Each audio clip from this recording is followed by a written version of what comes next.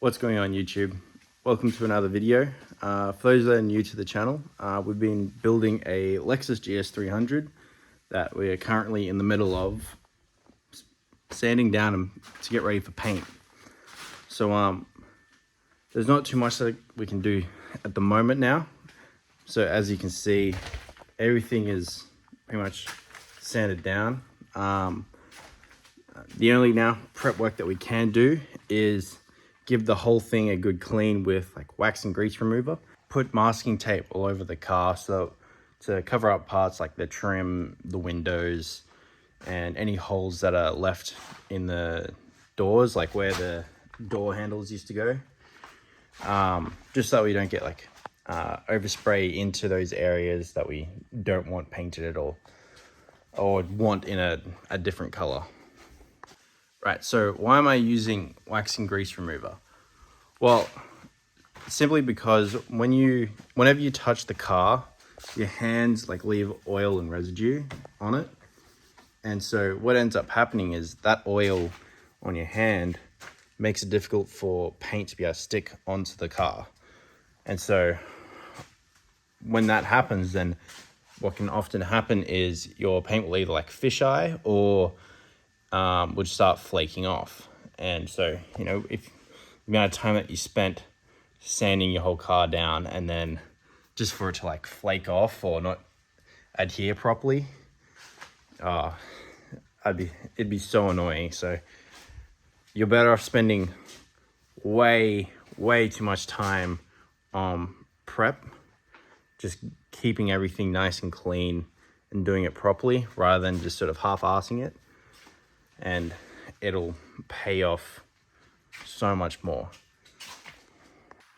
So you can see like in this bit right here, there's like a bit of oil left over, and that's from my hand. Like see like you got a bit of dirt there, but if I put my hand on there, it leaves like a mark, and that's all your oil from your hands.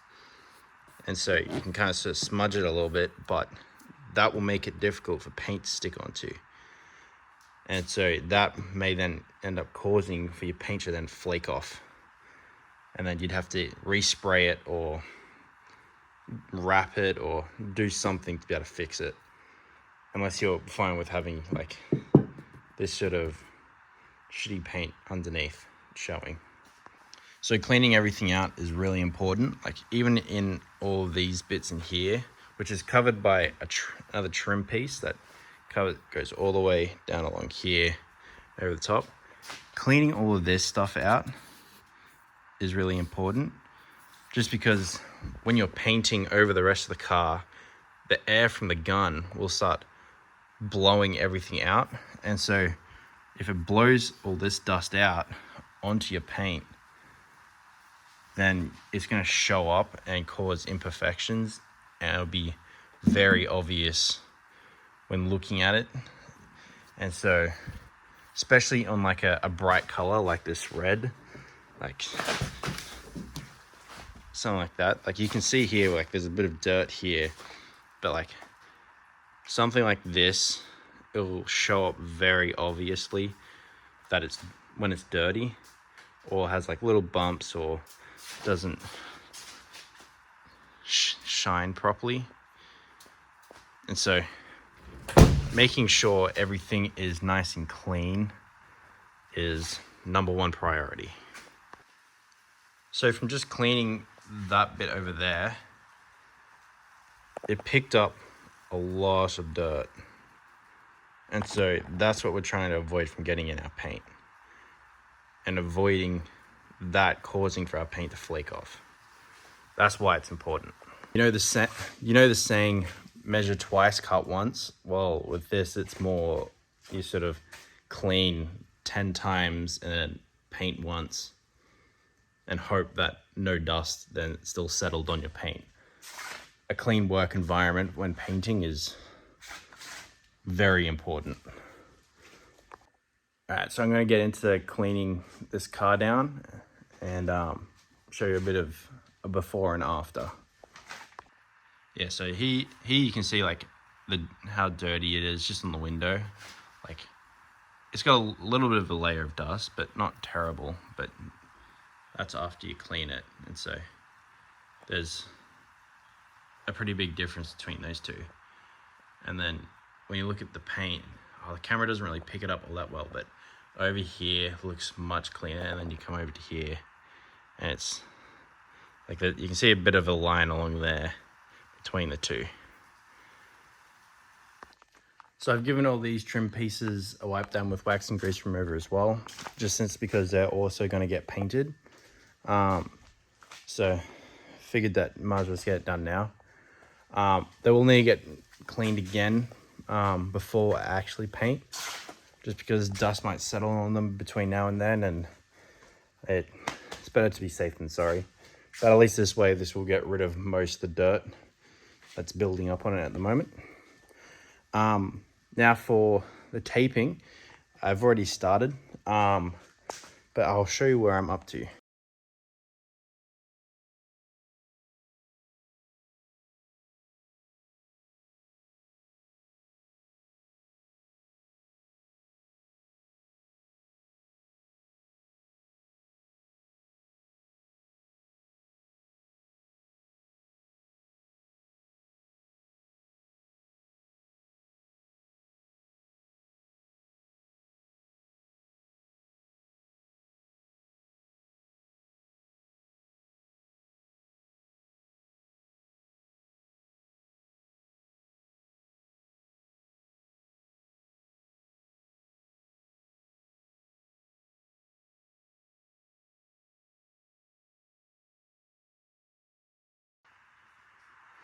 Right, so you can see here, like, what I've done is I've just put tape over the trim, and then there's a little rubber like seal that runs along the trim here.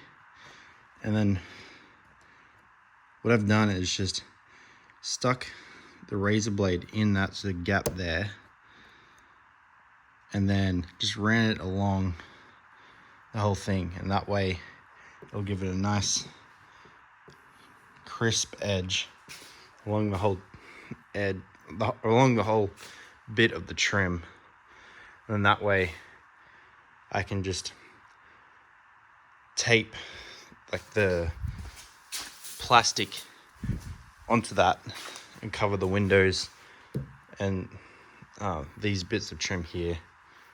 And that way it'll all be protected from paint and overspray. And then I'll end up just doing the same thing along this bottom bit here. And then for door handles, you can see that I have done a little bit, but in order for me to be able to access the handle, I had to, well, access the lock, I had to pull it back again. But you can, it's a bit self-explanatory on what it'll do. And then I'll end up having to do the same thing for these trim bits here.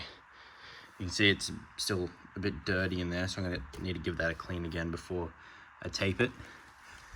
But that's the general gist of it. And then for inside the doors, you can see here I've put a little bit of tape in. But if you look at it, what I've done is I've folded about 1/3 of the tape onto itself. And so what it does is when I close the door, this bit will seal up against here on the door. And that way when I'm spraying onto it, it'll then hit this lip here and not be able to escape past the seal between the two of them. And that way it'll avoid any further overspray into this area. And then if this bit here is too bad, I can always just sort of wet sand it down and buff and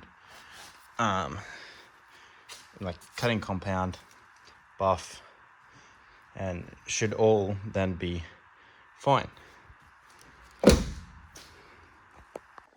Yeah, so that's the general gist of it. I won't bother about filming me doing it, putting it all on.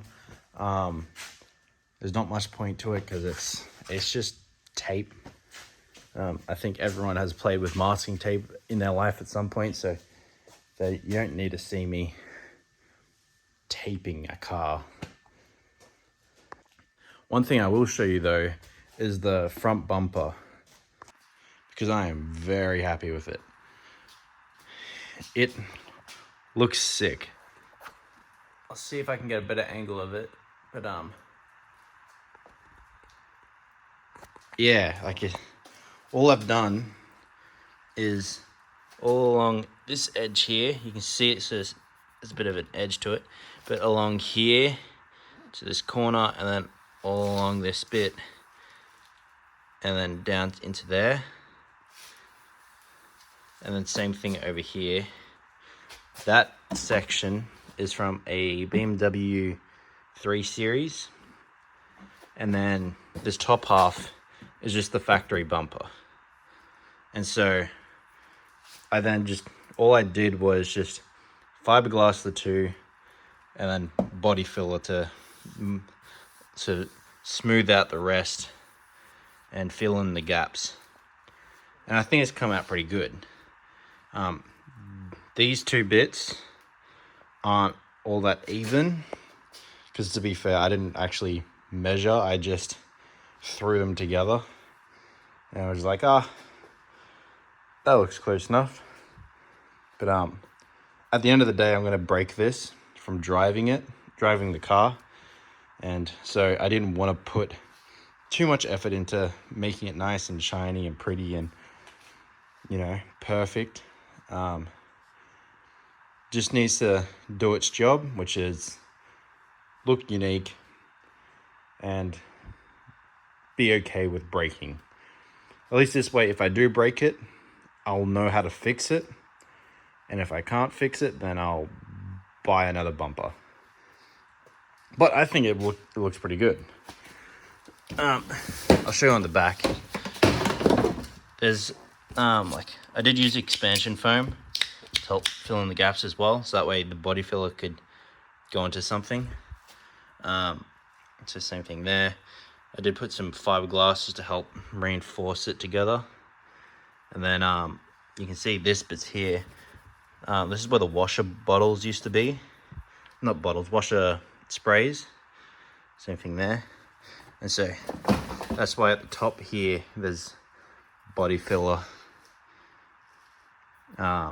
just to help cover that.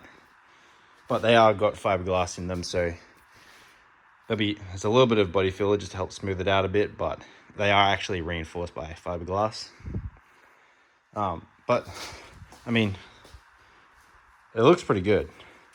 It'll do the job, and that's all it needs to do. So I'm going to end the video there. In the next video, it's going to be a little bit different. Probably end up working on a different car, because I got a couple of suspension parts that need to be replaced in that. So we'll get to see what that is in the next one. Be pretty straightforward, nothing too crazy, or nothing crazy at all, but it won't be Toyota or Lexus. Yeah, so thanks for tuning in and have a good night.